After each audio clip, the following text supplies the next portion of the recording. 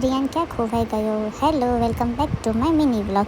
જય શ્રી કૃષ્ણ. તમને બધાને જ ખબર છે દુઃખની ઘડી આવી ગઈ છે. અમે પિયરેથી ઘરે પાછા સાસરીમાં આવી ગયા છીએ.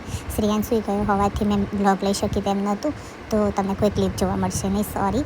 અને જો આપણે જે સબ્જી લાવ્યા હતા ને બધી આપણે પાછા ભરી લઈશું, જે આપણે મમ્મીના ત્યાંથી લઈને આવ્યા હતા. વટાણા હતું, ઘરે બધું જ એમ એ તો ફોલીને રેડી હતું, તો આપણે જો બધા જ ડબ્બા ભરી દીધા છે, સરસ રીતે સેટ કરી દીધું છે. પછી આપણે કાનાજીની પૂજા કરી દીધી છે. પૂજા કર્યા પછી આપણે રાતના જમવાની તૈયારી કરીશું. આજે રાત્રે જમવામાં અમે ભરેલા મરચાં, ભાખરી એટલું જ બનાવ્યું છે.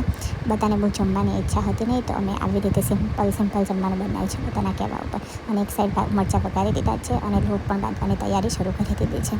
આ જુઓ ફરક સાસરી અને પિયરમાં તો મમ્મી બધું બનાવીને આપતી, આપણે જલસાથી બેસતા, અને અહીંયા જો જાતે જ બનાવવું પડે. એટલામાં ત્યાં તો જે આપણે કંઈ આપણે છે, કંઈ બી ખાવું હોય મમ્મી કીધું, બહારથી મંગાવવું હોય તો પપ્પાને કીધું છે, કંઈ બી કંઈ આવી જતું. એટલે મોજ કરી 3-4 દિવસ જે બી રહ્યા એ જલસાથી જીવ્યા છે. અને હવે રિટર્ન બહુ દુઃખ થઈ રહ્યું છે. અને જો એટલામાં ભાખરી કરવાની પણ આપણે સ્ટાર્ટ કરી દીધી છે. ફટાફટ આપણે બધા માટે ભાખરી બનાવી લઈશું. અને ભાખરી બનાવી લીધા પછી આપણે ડન થઈ ગયું એટલે બધાને કીધું ચાલો જમવા એમ કરીને બધાને બોલાવી લીધા છે. શ્રેયાન રમવા ગયો છે એટલે શ્રેયાન દેખાતો નથી. હમણાં ખોવાઈ ગયો હતો શ્રેયાન, એટલે છુપાઈ ગયો હતો અને પછી કે હું ખોવાઈ ગયો છું એમ. અને ચલો બધા જ જમવા. Good bye.